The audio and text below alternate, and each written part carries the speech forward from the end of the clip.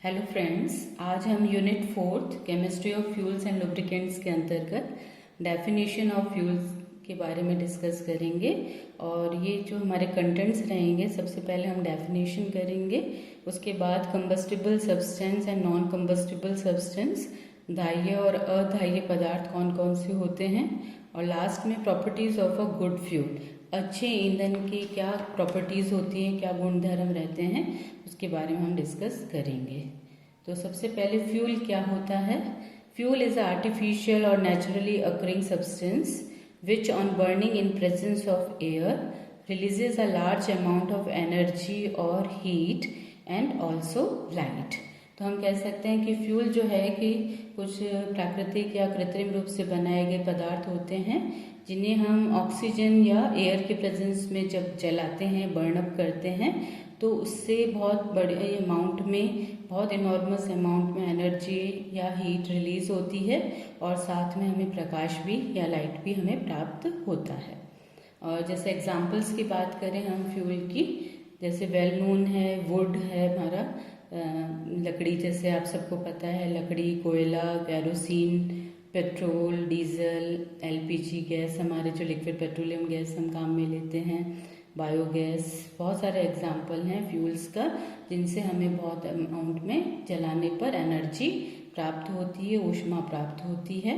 तो हम क्या कह सकते हैं, fuel is a combustible substance containing carbon as a main content. उसमें मेन कंस्टिट्यूएंट के रूप में क्या उपस्थित होता है, कार्बन उपस्थित होता है। तो हम क्या कह सकते हैं, फ्यूल को धाह्य पदार्थ कह सकते हैं। धाह्य पदार्थ क्या होते हैं, कंबस्टिबल सब्सटेंस क्या होते हैं, उसको देखते हैं।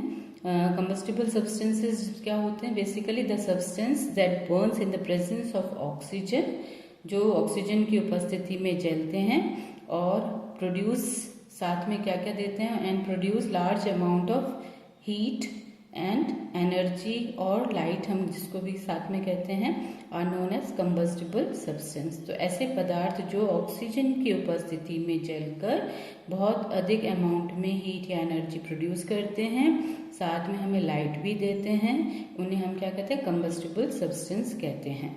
और एलिमेंट्स जो होते हैं फ्यूल के अंदर, इन ऐसे पदार्थ, कंबस्टिबल पदार्थ जिनसे हमें एनर्जी मिल रही है, वो कौन कौन से एलिमेंट्स होते हैं, कौन कौन से तत्व होते हैं। एलिमेंट्स सच एज कार्बन, अभी हमने बताया था कार्बन तो मेन कंस्टिट्यूएंट होता है कंबस्टिबल सब्सटेंस का।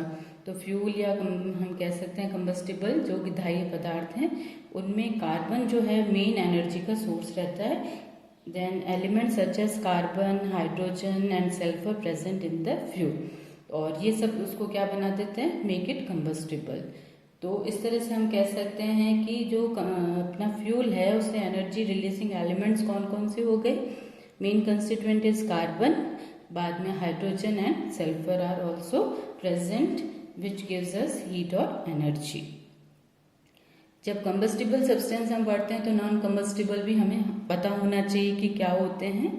तो नॉन कंबस्टिबल मैटर जिन्हें हम बोलते हैं अधाह्य पदार्थ, जो कि फ्लेम के साथ में जो जब जलाया जाता है तो वो बर्न अप नहीं होते हैं, which do not burn up in the presence of the flame, जलते नहीं हैं। तो इस तरह से अगर फ्यूल के अंदर कौन कौन से एलिमेंट्स हैं जो नॉन कंबस्टिबल होते हैं, जैसे नाइट्रोजन है, नाइट्रोजन अगर प्रेजेंट है तो वो उससे कोई ऊष्मा हमें प्राप्त नहीं होगी। जैसे राख की कुछ मात्रा जैसे होता है, जैसे सारा का सारा जब बर्न अप किया जाता है तो इट विल कन्वर्टेड इनटू ऐश, तो ऐश से भी कोई, इस तरह से राख से भी हमें कोई ऊष्मा प्राप्त नहीं होती है। तो यह हम क्या कह सकते हैं इस तरह से कि फ्यूल जो है, fuel undergoes exothermic reaction with the oxygen and releases enormous amount of energy और हीट। तो जो प्रक्रिया चल रही है, फ्यूल को जब जलाया जाता है किसके साथ में, ऑक्सीजन के साथ में, ऑक्सीजन के प्रेजेंस में जलाया जाता है। तो जब वो ऑक्सीजन के प्रेजेंस में जलता है तो एक तरीके की कौन सी रिएक्शन हो गई वहाँ पे, ऊष्माक्षेपी अभिक्रिया। तो ऊष्माक्षेपी एक्सोथर्मिक रिएक्शन जिसको हम बोलते हैं, जिसमें हीट रिलीज होती है, ऊष्मा बाहर निकलती है। तो इस तरह से हम देख सकते हैं कि फ्यूल्स को किसकी प्रेजेंस में जलाया जा रहा है, in the presence of oxygen. तो क्या बनते हैं, प्रोडक्ट्स बनते हैं और साथ में हीट जो है, ऊष्मा जो है वो बाहर निकल जाती है। तो इस तरह से हम कह सकते हैं कि किस टाइप की अभिक्रिया हो गई, ऊष्माक्षेपी अभिक्रिया है। exothermic reaction.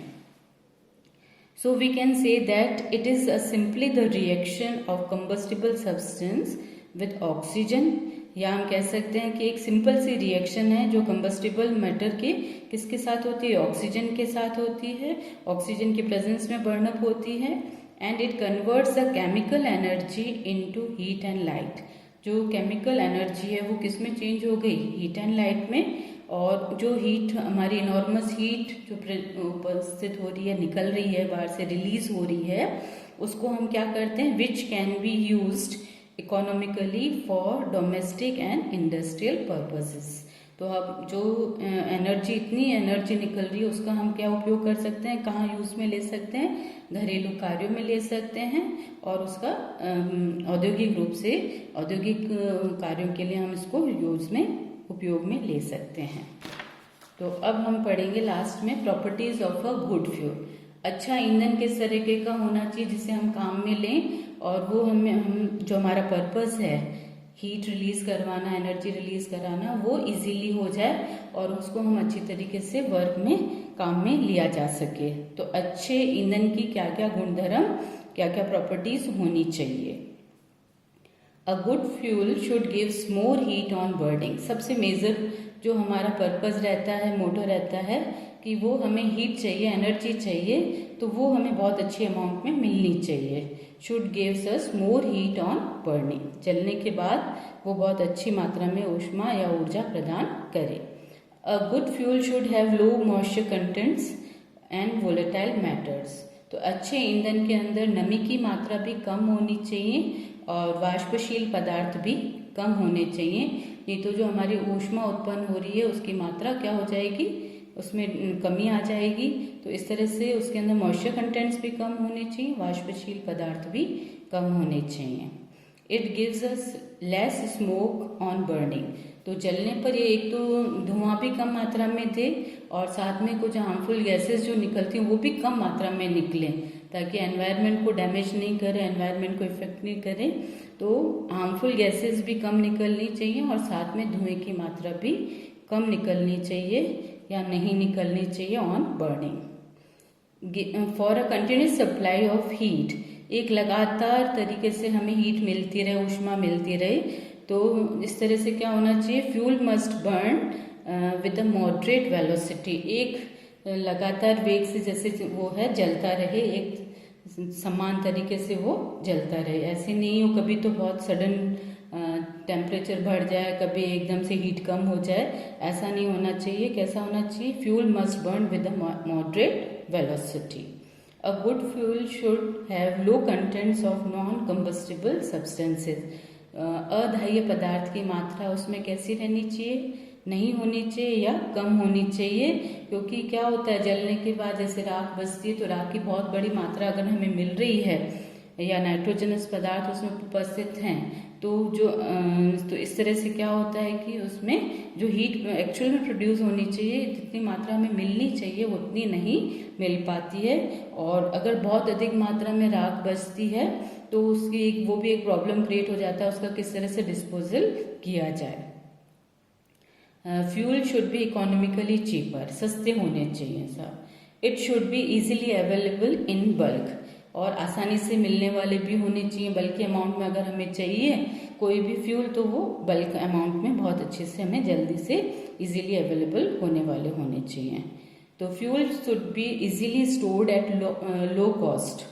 इनको हम स्टोरेज, जो प्रॉब्लम आती है, स्टोरेज भी कैसा होना चाहिए, इजीली स्टोर कर सके और वो भी कम कीमत के अंदर, लो कॉस्टिंग आए हमारी इसको स्टोर करने की.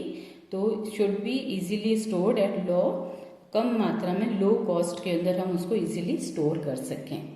देन कंट्रोलेबल बर्निंग होनी चाहिए. जलना कैसा है, उसका एक कंट्रोल करने वाला होना चाहिए. हम इजीली उसको स्टार्ट कर सकें, जब चाहें उसको स्टॉप कर सकें, जब हमारी आवश्यकता हो उसी के हिसाब से वो काम करे. तो क्या कह सकते हैं, इसको इजीली कंट्रोलेबल होना चाहिए उसका बर्निंग, ताकि आसानी से उसको हम कंट्रोल कर सकें. It should be easily handled. आसानी से हैंडलिंग उसकी कैसी होनी चाहिए, प्रॉपर होनी चाहिए, इजी हैंडलिंग होनी चाहिए, आसानी से उसको हैंडल कर सकें. और साथ में इजी ट्रांसपोर्टेशन होना चाहिए. वो भी कैसा होना चाहिए, लो कॉस्ट पे होना चाहिए, कम कीमत के अंदर हम उसका ट्रांसपोर्टेशन जो है एक जगह से दूसरी जगह पे ट्रांसपोर्ट हम इजीली कर सकें। Thank you.